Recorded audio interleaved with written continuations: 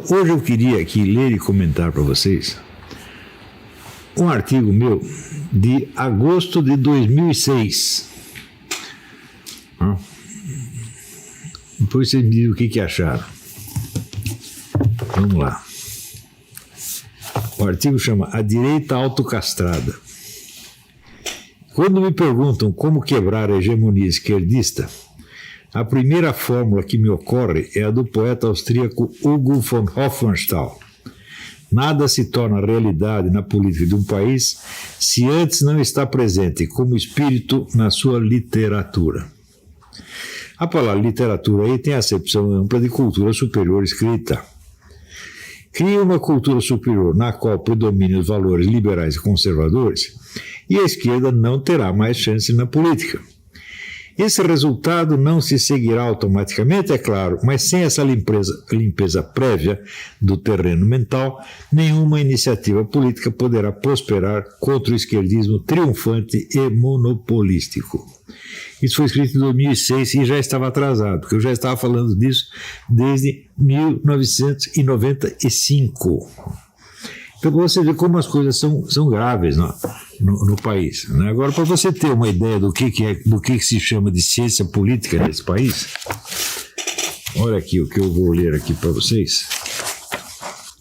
Isso aqui é um trabalho de ciência política, escrito por dois professores aí são professores de ciência política da universidade, né? E esses são trabalhos universitários. Então, aqui. Desde o golpe de 2016, pode-se dizer que o Brasil tem um governo autoritário e movido por pautas reacionárias, com o Estado crescentemente violento e descompromissado com os direitos e garantias. Mas não é um governo, um Estado fascista. Na sociedade, no entanto, o fascismo já é perceptível, podendo inclusive tornar-se uma força eleitoral relevante, a julgar pela repercussão pública do nome do deputado Jair Bolsonaro, abertamente um defensor da ditadura militar, da tortura, da homofobia e de políticas de segurança pública repressivas. Então, em primeiro lugar, você vê a capacidade de prever desse cientista político, né? Porque na ciência social vigora a norma do seu fundador, Augusto Comte, né? Saber para prever, prever para poder. Quer dizer, uma ciência que não consegue prever nada não é uma ciência, simplesmente é apenas um palpite.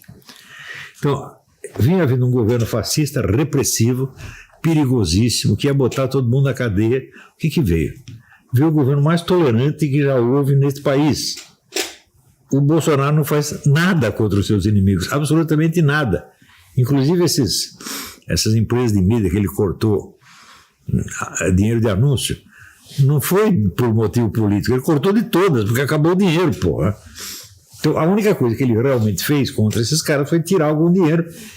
Então, suprimir um benefício não é propriamente fazer um malefício. Quem que o Bolsonaro mandou prender? Ninguém. Que empresa de notícia ele colocou sob censura? Nenhuma. Né? Que carreira artística ele boicotou, reprimiu? Nada. Então, agora, o que este cara fala, todos os cientistas políticos brasileiros falavam. Eles estavam seguros de que vinha um governo fascista. Né?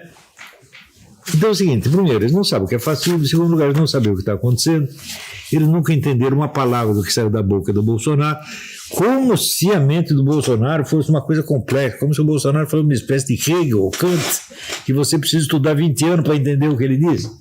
Tudo que o Bolsonaro diz é muito simples, mas nem isso os caras entendem. Eu aqui estou fazendo análise e previsões desde 1995, e às vezes dou umas sugestões, mas é a mesma coisa que falar com um porco espinho surdo. Né? Então, bicho, eu estou chegando já na descrença total. Eu não acredito mais em brasileiro. O brasileiro tem QI 12, né? Acabou, é tudo assim, é tudo que nem o General Mourão, QI 12,5, né? Então não adianta falar com esse pessoal. Agora, o que eu estou dizendo aqui é uma coisa muitíssimo simples. Da onde sai a classe política? Da universidade. Da onde sai a classe dos juízes de direito? Da universidade. Da onde saem os administradores de empresas?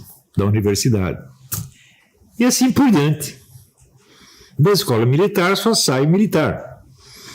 Mas militar, ele não manda, militar obedece. Então, isso quer dizer, a classe mandante do país vem toda da universidade. E, portanto, a política, haja o que houver, pouco importando o que aconteça no mundo da propaganda política,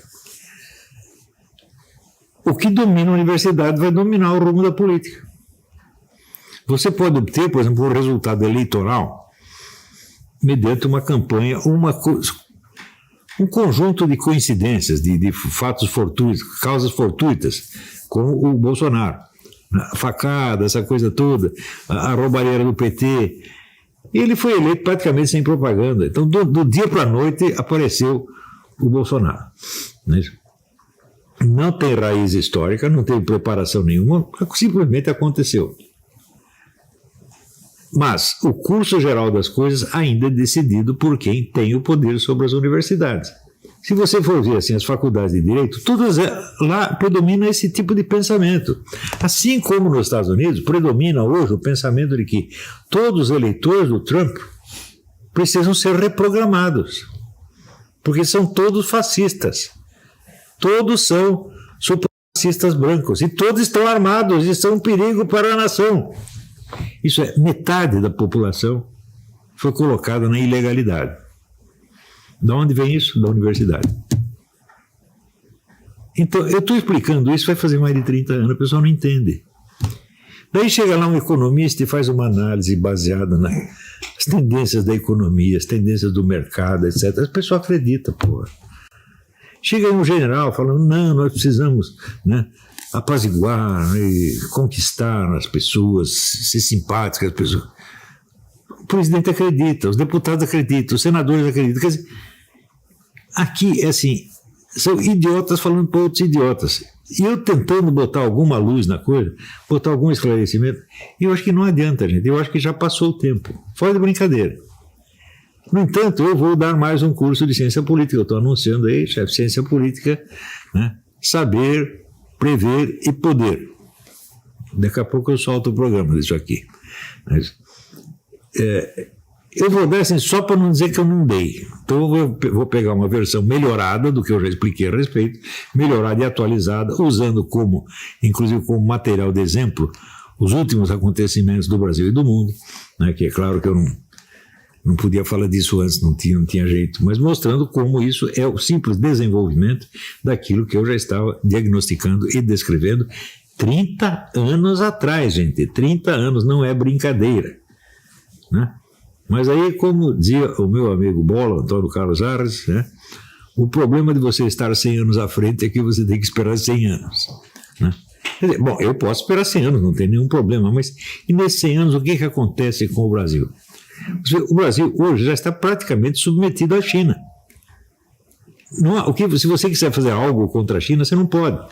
E daí veio o Paulo Guedes e diz, mas se o chinês faz uma ferrovia e nós brigamos com a China, o que o chinês vai fazer? Vai levar a ferrovia embora? Não, Paulo Guedes, desculpe, mas você está sendo burro. Você geralmente é um homem inteligente, mas quando se diz uma coisa, você está dizendo uma estupidez fora do comum. Porque o chinês não está interessado na ferrovia que ele fez, ele está interessado no seu território. Ele não vai levar a ferrovia embora. Ele é que vem para ficar junto com a ferrovia. É a coisa mais óbvia.